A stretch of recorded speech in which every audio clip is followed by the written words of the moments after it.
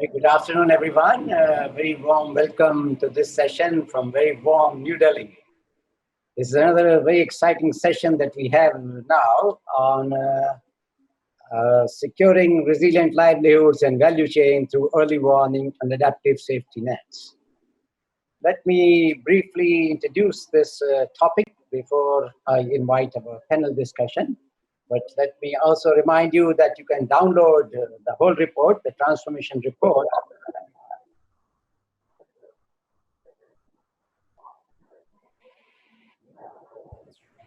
So this link will be visible to you in a minute. You can download the whole report from this particular link. The session is about securing resilient livelihoods and through early warning and adaptive safety nets. Briefly, as we all understand, climate risk is so important in our lives, including agriculture systems. And what we see continuous increase in climatic risk practically every part of the world. Some days you see rainfall going down, some days you see rainfall going up. In fact, in the same season, you see both happening. Right now, for example, in Delhi, we see a little too much of temperatures, somewhat very high, fairly high humid climate, somewhat unusual climates everywhere. So this type of risk will limit improvement in food security and farmers' livelihood. They trigger extreme events, which in particular result into food crises and often erode farmers' adaptive capacity. They also restrict adoption of agriculture innovation and investment in value chain. So obviously we need to de-risk. Now, why de-risking is important? If we want to protect our development gains, whatever new investment technologies are being made, farmer livelihood and food security, de-risking is very important. We also need to de-risk to promote farmers' livelihood by overcoming risk as a barrier to adoption of innovation, access to credit, and development of value chains. So that's why de-risking is very important. This transformation report, which has been written by lots of experts, the best experts available in the world, the overall goal of this particular action point, as you know, there are 11 action points. The second action point says to end dependence on humanitarian assistance for 40 million rural dwellers by 2030, realigning $5 billion per year for adaptive safety nets. That's the overall goal. Now, the report proposes 4 specific mechanisms to achieve this outcome. And we shall be, our panelists, very distinguished panelists shall be discussing this. The first one is developing and improving early warning systems in climate risk hotspots. The second one is aligning best practice safety net programs. Third is supporting early action with risk finance. And fourth, constructing a tighter continuum from humanitarian assistance to development process. So this is what we are going to discuss in this short session. At this stage, let me introduce our very distinguished panelists. We have Dr. Giriraj Amarnath first. Giriraj is the research group leader for the water risk and disasters team at the International Water Management Institute. He specializes in monitoring floods and droughts, rapid emergency responses, mapping, drought forecasting, flood forecasting, and weather index insurance, among many others. We also have with us Harini Kannan, who is a senior market underwriter in Swiss Re and oversees all lines of business, including strategy and business development. She was earlier head of agriculture reinsurance portfolio for Swiss Re Singapore. He specializes in parametric index insurance solutions and identifying strategic business opportunities, especially in India. And we also have with us Imelda Bacudo, who is very well known. She provides technical advice to ASEAN, Association of Southeast Asian Nations, in its 10 member states for strengthen regional and international policies to gain wider access to climate finance. She has been instrumental in guiding the ASEAN Climate Resilience Network and other multilateral environmental agreements. So I would like to welcome all of our panelists. what we intend to do, each panelist will take up one of the 4 action points. So let me first invite Giriraj to take on the first action point about early warning system. Giriraj, please go ahead. You're on mute, Giriraj. Yeah, thank you, Dr. Pramod, for briefly highlighting the importance of this webinar. And today I will be speaking about more on how do we manage risk in regard to achieving the targets of 2030. How do we align the integration of technology and the communities that are going to utilize the early warning to early action. That's the overview of my talk. And I would go to my next slide, which is summarize what we would be doing in the next 2030 horizon in order to achieve this progress. Is, as you recall, the early warning, as we all know, it's a very complex tool to understand not just on the technology perspective, but also from the community perspective in making sure the right kind of a decision reaches to make some actionable decision. If you recall the recent cyclone Amphan, it was a category 5, where we have seen the Indian Meteorological Department provided an alert to the disaster response communities 5 to 6 days in advance. This is where the importance of early warning is crucial to reduce the loss of life and also safeguarding the people that will be exposed to future risk. I think this is a very tremendous job the Indian Meteorological Department has provided critical data, not just for the country of India, but also looking at the transboundary disaster information, including the countries like Bangladesh. So once we have this early warning information, we know the risk involved in a particular location, how does we look at different communities that are exposed to risk.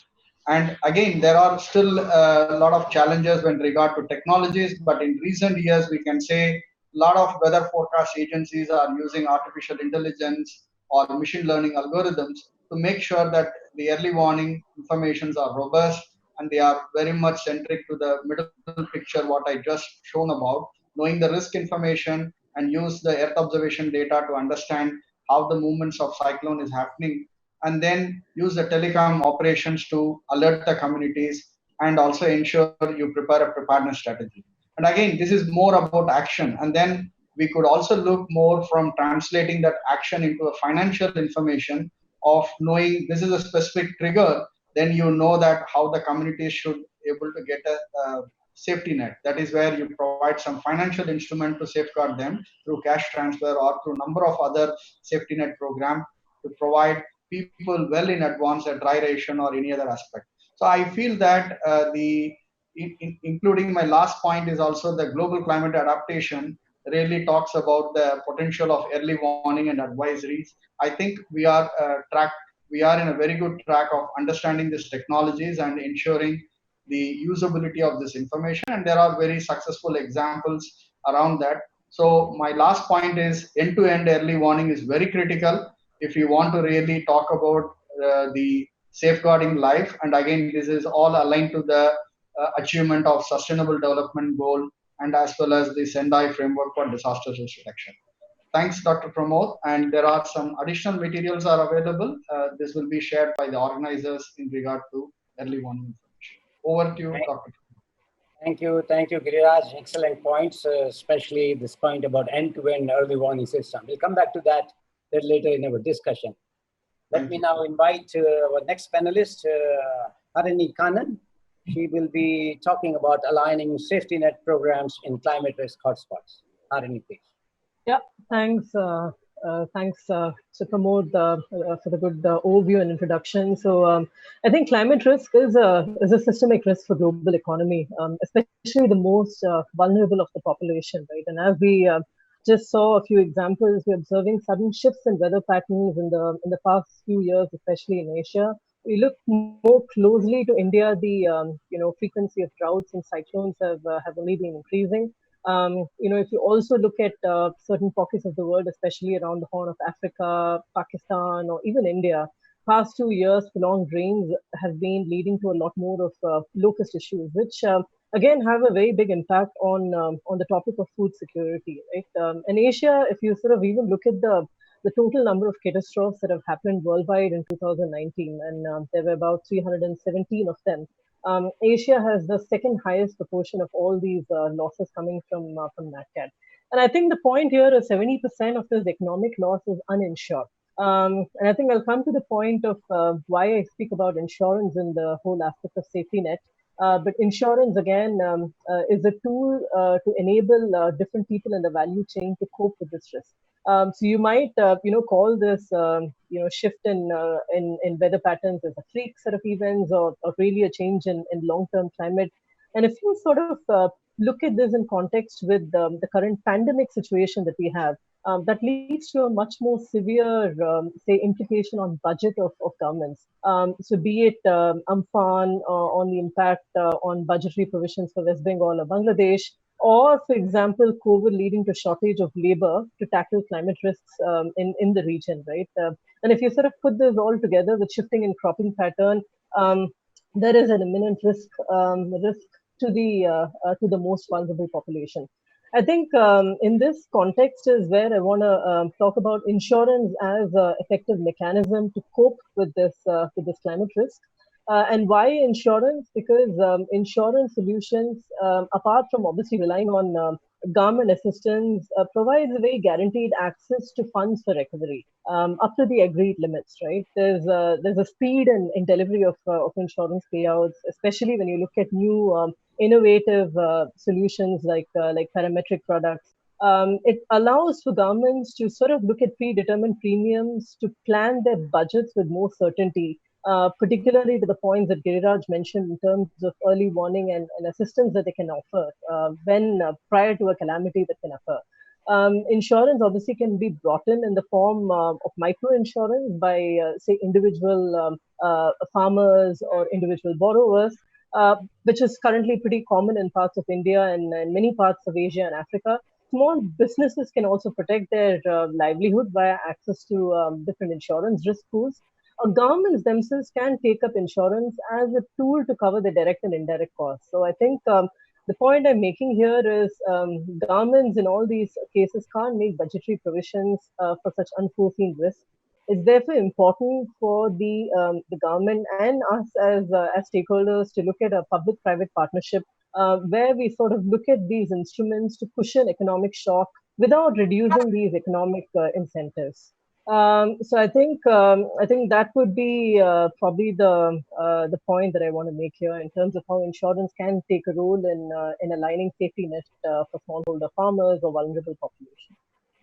Thank you, Harini. I think you again made a very useful point. Insurance is a central safety net mechanism for a number of issues. We'll come back to this again in our discussion. Let me now invite Dada Bacudo, and she will be speaking about supporting early action with risk finance. Dada.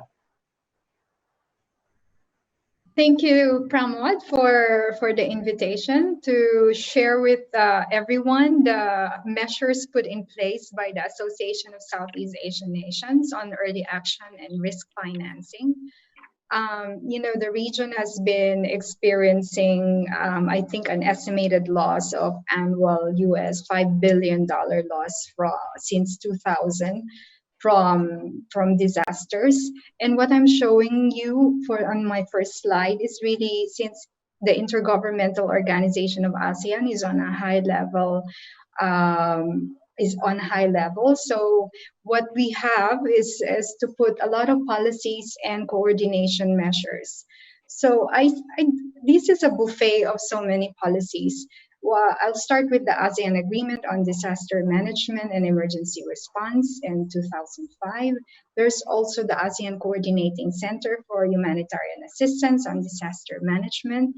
And some of you might have heard of RHIMES as well, because you are early warning experts, or the Regional Integrated Multi-Hazard Early Warning System for Africa and Asia. It's supposed to be an annual monsoon forum. I think at the moment it's not happening on a regular basis. And then sometime in 2013, the ASEAN Disaster Risk Financing and Insurance Scheme has been put in place together with the Asian Development Bank, and it's on its second phase at the moment. We know that data is very important in such risk financing and insurance schemes, that it's also putting in place an ASEAN data and analytics platform. It's trying to provide historical damage and loss database. What I also would like to share two policies, several policies on food security that has been historically been put in place, such as the ASEAN Food Security Reserve all the way back in 1979. And then there was also the ASEAN Plus 3 Emergency Rice Reserve Board. And these have been mobilized recently with the advent of the pandemic, as some of our member states have been reliant on other countries that have stopped trading, and food security has really been threatened with the pandemic. And so there was a lot of dialogues among member states, the 10 countries, on mobilizing these safety net measures that were already put in place historically. Then recently, the ASEAN Ministers on Agriculture and Forestry, 10 countries or 10 ministers of agriculture and forestry, has given a joint statement to how to deal with the pandemic, putting in place 11 action points that are looking at trade and as well as de-risking initiatives. Now, my reflection on all these policies buffet, that's actually barely scratching the surface of how much ASEAN, these 10 governmental organizations, address the issue of early action and risk finance, made more urgent during the time of the pandemic. So beyond these policies, there really should be a support for existing strategies that de-risk finance. One example is Philippine Crop Insurance Corporation. It's a successful platform. I think continued support for this should be given, and also some dynamic incentives for the private sector to de-risk the smallholder farmers in the region. My overall also look at this whole buffet or gamut of policies is that implementation, there's a lot of policies, but implementation is still largely dependent on humanitarian assistance and foreign grants. There will all be these beautiful policies and statements jointly conducted by 10 ministers, but then the implementation, we would have to rely on foreign grants for this. How to assist this towards more independence, I think, as Pramod have put it as our guiding question, would be to first assist bureaucracy or invest in activities that build capacities for intersectoral coordination, because a lot of the early warning actions are really brought about in our house in different bureaucratic divisions. And then the building or encouraging of champions that are not rewarded by their ministries merely by the fact that they're able to generate foreign grant from policy introduction that they have done, but instead also look for champions who are championing the private sector on self-reliance. And so what we saw in this pandemic as the 10 member states is that looking at finance as money bags, but it's really a lot of self-reliance and human capital. What we've also seen during this pandemic is the rise of a lot of dictatorships. Some governments and dictatorships have used the pandemic as an excuse, and people have gotten skeptical of where foreign aids and grants are used, and that there is more reliance on ourselves. And we have seen a lot of private sector initiatives or small or civil society organizations leading the way, and demanding on their governments to show more transparency. So if you would like to know more about the initiatives in ASEAN on early action and risk financing, there's the ASEAN Climate Resilience Network, who is a member of the Global Alliance on Climate Smart Agriculture. That's it for me now. Thank you, Dada. Again, very important points, especially about intersectoral coordination in early warning system and about food reserves, which is always very useful in many countries. I Would now like to open to some discussion points. So remember, as I said in transformation report, we have 4 action points. We addressed 3. The 4th one we didn't address yet, which says constructing a tighter continuum from humanitarian assistance to developmental outcomes has been proposed to achieve 2030 outcomes. What are your thoughts on this? Who would like to pick up? Anyone? Perhaps Dada, you would like to start with this? Sorry, Pramod, can you please repeat the question? Another mechanism which has been proposed in the report for building adaptive safety nets is constructing a tighter continuum from humanitarian assistance to development process to achieve the 2030 outcome. It is in line with what you said about intersectoral coordination. Yes. I'd like to elaborate on that. Yes, as I said, like we are being hit by disasters, and we are also currently experiencing pandemic, and this is very multi-sectoral. But still, we are still divided by bureaucratic divisions and our governance systems that are in different places. For example, a lot are on food security. Then there's the issue of climate change, health, finance, and trade.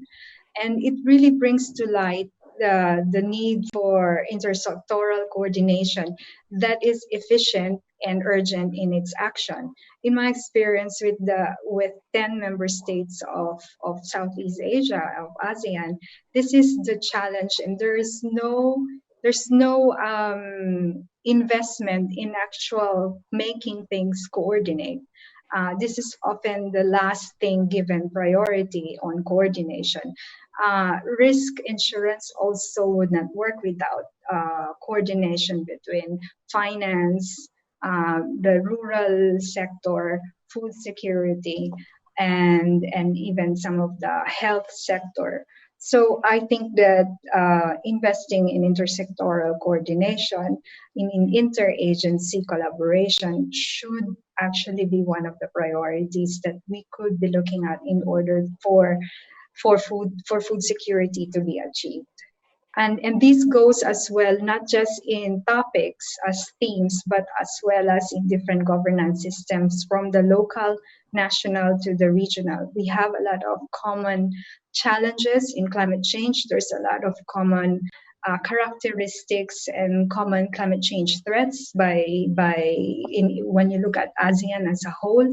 And so measures can also be in collaborative fashion. But at the moment, most of the challenges are really in looking at urgent action and even early action really underpins the need for collaboration and coordination.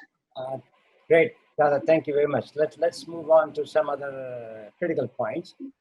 Perhaps, Harini, this is to you. Agriculture insurance right now is not in so many countries, especially in Asian context if we talk about. It's fairly successful in India, but it's not in many other countries. So how do you see this becoming a real safety net, especially if the government support doesn't exist? Yeah, I think that's a very good point that you've raised. And I would say agriculture insurance, if you look at Asia, China continues to be quite a large market. There's a very strong, I would say, public-private partnership in that country, similar to what we have in India. To sort of look at this topic in a larger context of financial resilience for the economy or the country itself. If you look at the rest of Asia, I think there've been a lot of efforts done by the governments of Thailand, South Korea, obviously. Japan has a very strong system which is outside the purview of insurance. They do it in the form of mutuals. Also been a lot of work being done now in the Philippines, Taiwan, Sri Lanka, also Bangladesh, in different ways, right? I think some continue to be successful because of a larger government intervention and a mechanism in which they have rolled it out sort of pan country, which brings you that safety net at a larger scale, together with obviously other interventions. But if you sort of look at the other pockets where it's still being tried and and test it as a pilot. I think my only hope is that they understand the value of insurance in the context where this definitely requires a larger role, especially with the government and the private sector collaborating, right? I mean, the government plays a very critical role here in topics such as emergency response, say reconstruction of public property, infrastructure, support, say, for non-insured households. But we absolutely need to close the protection gap, and I think this is where more and more work needs to be done in other Asian countries to ensure that the value of insurance is really built into the entire financial resilience. I think I just want to highlight here also one example very close home to home in India is where in May 2020 this year a very small but a very good historic step has been taken by the state of Nagaland to cope and opt for disaster risk financing through insurance, which I think is also an example for the region in terms of how insurance can lead to the country's efforts to strengthen resilience, right? So I would say, Pramod, to your question, I think it's a different stages in Asia. It's mostly working well, but a lot of work obviously needs to be done, and this absolutely needs a public-private partnership. Yeah, I think very well said. It's successful, but yet we need many more successful examples in different parts of the world, especially in Asia, other than India. Giriraj, a lot is being discussed about early warning systems, especially in view of this pandemic. How do you see the experiences from pandemic transferring to agriculture systems, early warning system for agriculture? What possibility do we see? Your question is more about early warning to agriculture or more to look at some recent experiences of COVID-19. How do you think we should be better prepared in agriculture? Yeah. So again, I could take an example of during the pandemic and the situation of locusts, which has prevailed in some part of India, including states like Rajasthan, Madhya Pradesh, so and so. I think what we have been seeing is that we in fact did a very successful webinar on integration of early warning in locust process, how this will be used. A lot of colleagues from World Bank and FAO attended, and there is a good video is available. I can share later today. Importantly, I think countries are increasingly recognizing the value of forecast model. And again, locust is not an visible things that can be detected by satellite data. And this is where we might need to find out invisible area to visible areas where they move. And that is where the climate change will also steps in more. If there is a favorable conditions starts coming, they might move in a large swarms, right? So understanding these global agencies like NOAA, the expertise coming from IMD or WMO are very critical here, where we could able to understand the predictions from wind, the rainfall condition, and we can integrate that with the field level locust centers which are available across country. Then this early warning becomes very critical for them. For example, I would say the short and long term forecasts are very helpful for agencies who are working in extension departments like agriculture, who could able to look at how this can be operationally embedded in their planning process. And again, we cannot detect through satellite data, but what we could do is understanding the crop condition, where it is, where is available soil moisture. These are the areas where we might know the locust might come depending on the wind pattern. Plus, we could able to bring in the fertilizer spray or pesticide related things where management aspects takes care of them. So it's a collective process. Again, there is a critical role early warning can play an important role, and again it is going to respond to deal with the dual disasters like it happened 2 months before. It's not locust is a topic now because all these disasters comes and go, but early warning is cut across different sectors, different agencies where we could relate these data sets. I'm not sure did I respond to your question. Thank you very much. We'll now need to move to the interactive session. There are lots of questions that are coming up. So we'll continue this discussion, but before we do that, let me invite Sakshi, because we also have a quiz, and Sakshi will announce the quiz. Sakshi, please.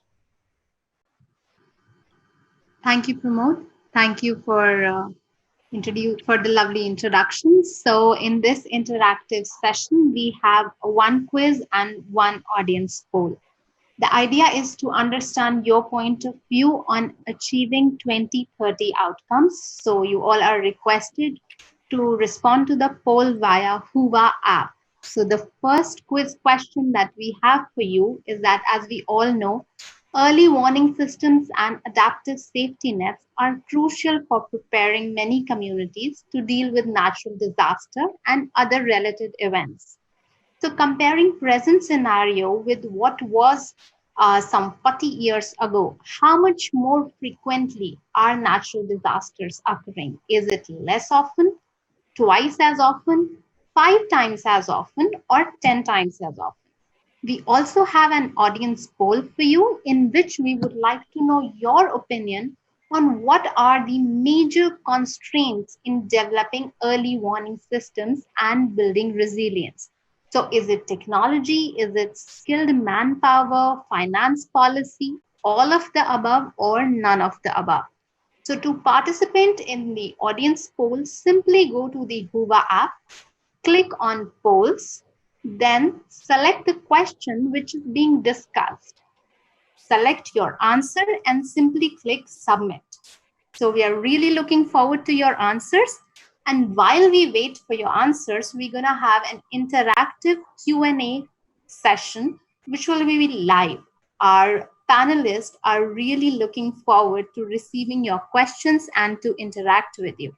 So if you have any question, please go to the Huva app and submit your questions. To submit your questions, select session Q&A, then select the present session, which is securing resilient livelihoods. Click on ask the question, type in your question and just click submit. That's it. And we will be relaying your question to the panelists. So looking forward to your response. Thank you so much. Over to you, Pramod. Thank you, Sakshi. We are getting lots of questions through the chat, and so may I now address some of these questions, the panelists. I will just request panelists to be brief so that we can take more questions. The first question is, why do we have so much agrarian distress in India when we have insurance covering more or less 50 million farmers? Almost half the farmers are covered by insurance and safety net, but still we have so much agrarian distress. Harini, would you like to take up, or Giriraj, one of you? Yeah, I think I can briefly comment, and Giriraj, please feel free to offer your comments. I think insurance is not the silver bullet to agrarian distress. I think insurance is one of the tools and mechanism to help elevate from the distress. Insurance obviously leads to access to finance and can provide you relief, which obviously needs to be looked at in the context of a larger supply chain, infrastructure, and issues which are beyond those that can be resolved by financial instruments. So I think that would be my crisp answer. I think insurance is a very relevant tool in the basket of tools that governments and institutions can utilize to elevate some of the crises. Very well said. Insurance is just one of the solutions. Yes, Giriraj, you want to jump in? Yeah, following what Harini mentioned, again, it's a very important point. I think in addition to just having insurance, it's also, again, government's responsibility and including the farmers' responsibility to have right kind of agriculture inputs. So, for example, a lot of farmers still doesn't use a flood-tolerant seeds or a drought-resistant seeds, right? What happens is you can have insurance, you will have an early flood, and whatever the seeds you introduce might be washed out. So it is actually having your right kind of agriculture inputs. It's not just about seed, but also the right kind of a fertilizer, crop management practices. They all takes care of your healthy crop. And again, the last part is again your pricing side. That's again, there is a market intelligence need to be looked at when you should harvest and you go to the market in the right time so that you get your income what you are expecting. So basically what you're saying, what we really need is not only an early warning system, but an early response system as well to mitigate the risk. Moving on, I think the next question is early warning system needs a lot of finance. So what are the opportunities for private finance in this early warning system? That's like paid early warning system. Dada, would you like to take it up briefly? Well, we've tried looking at it. We've tried really, for example, Philippines had a very good example from the Rice Action Watch Network, in which they're really working with the Meteorological Society in delivering climate information to smallholder farmers. There was a need for an intervention from a telecommunication service for the information to be delivered. There is that spot, I think in Southeast Asia, it's not very well defined. The bottom line for the private sector, I think, is it going to be profitable enough for them? But there's definitely a space for the private sector to play into this, especially in terms of delivery of climate information. I hope that was right. Anybody else would like to reflect on this? Giriraj, Harini? All right. If not, then we have more questions coming up. So one question is about inclusiveness of all these early warning systems, especially insurance. That we are targeting, although large number of people, yet tribal, women, younger farmers are often not part of it. What do we need to do to make early warning systems, safety nets, especially insurance, more inclusive? Harini, would you like to take that up? Yeah, sure. I think if you sort of look at the insurance, at least in India, one of the largest, I would say, distribution mechanism to reach the rural household is the banking or the microfinancing and the lending ecosystem itself. And I absolutely agree with your point that there are quite a few of these communities which still don't have access to finance. So, which is, I think, why there needs to be a lot of innovation in the way we are able to access and deliver these services and solutions to that sort of population and segments. I think it is really in this context, again, that I want to highlight, say, the role of small state governments, like, say, Nagaland, or particularly in the northeastern clusters, where the government can build in insurance as an intervention in their overall, I would say, package for disaster relief, and make it available for these segments which ideally cannot be covered through the traditional distribution channel of insurance. So I just want to again highlight, and I'm happy to share this view of how Nagaland did this year to protect its community against excess rainfall. So I think that's really a wonderful way to approach how you can cover these populations rather than going through traditional aggregation models to sort of distribute insurance. Okay, and any other reactions on this from any other panelists? I could also add, yeah, very briefly, Giriraj, go on, then Dada. Yeah, I think there are very important points mentioned by Harini. I would also say that there should be a clear legislation to support the disadvantaged group and women farmers. What we also see that we have a collaboration with the government of Bihar, where we say that any farmers who receive, there should be a clear cap on male and women farmers, so that we have more inclusiveness we bring in, and we also ensure that what right kind of agriculture practices we educate and provide awareness to the women farmers, so that we see more equality comes in, like the product we are doing on post-flood management. So I think the interventions we need to look more closely beyond the macro solutions we are discussing here. Dada, you wanted to say something? Yeah, I just wanted to say that designing the insurance scheme is very important in ensuring that there's inclusivity of all stakeholders, and that we have come up with an ASEAN 11-point scheme on how to really make sure that the other sectors are not forgotten in the design of the insurance scheme. It's for ASEAN, as well as perhaps working with civil society organizations where normally government agencies are unable to reach these very secluded parts of rural areas where insurance is much needed. I think there are several questions, so let me just try to put some of these questions together as one question. In this whole arena of safety net that we are discussing, often we say technology is the main constraint, and some others say capital is the main constraint, some others say governance, and the fourth is the actionable information is what is missing. What do you think is the most important in making early warning systems work, especially in the context of developing countries? Is it technology, is it content, or is it finance, or is it governance system? Harini, would you like to take up, or Giriraj, or Dada, whosoever? I could just start saying that I think technologies, we had immense growth in the last 5 to 6 years, whether we talk cloud systems or anything. Forecast has reached a fairly a good reliable accuracy over 70% in a country like India now. And what it mainly thinks is the convergence of this information into an actionable information. That is where I think the governance should play a role. And then, of course, finance, I don't think is a big constraint in large part of countries in South Asia. I think I would go more with the governance side, understanding on using this data, making right kind of a policy decisions on that across sectors again. Okay, any other reaction on this before we move on to the next section? We're running out of time. There are lots of questions, but maybe we can do that privately with the audience later. Harini or Dada, any final comments on this? Yeah, I think, Pramod, technology is not really the issue when you look at climate information reaching rural households. They're written in Manila paper crudely with using pencil pens, as we have witnessed in Southeast Asia. What's more important really as an issue is accessibility, being able for the information to reach these rural communities. Okay, so before, yes, Harini, you want to say something? Yeah, I think technology is an enabler.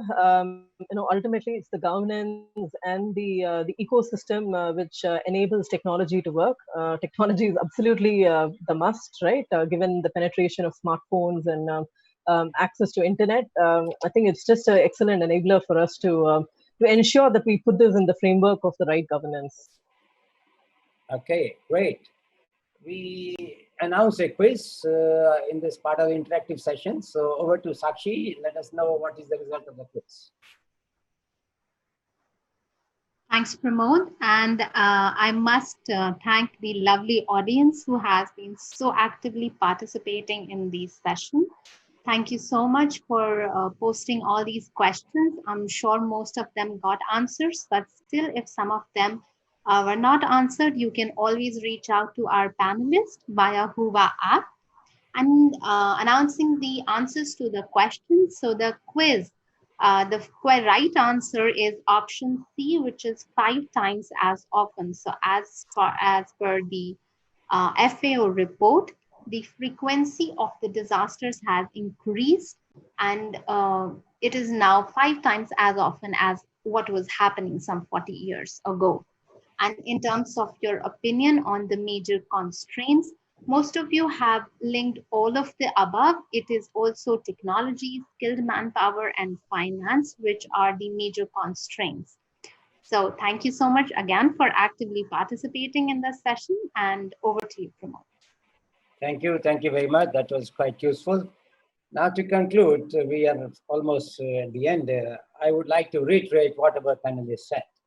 I think we are still early days in terms of agriculture system, early warning system. We have made a lot of progress. Technological progress in particular is a lot, but we still need to see some more progress in terms of using this technology, moving from pilots to large scale.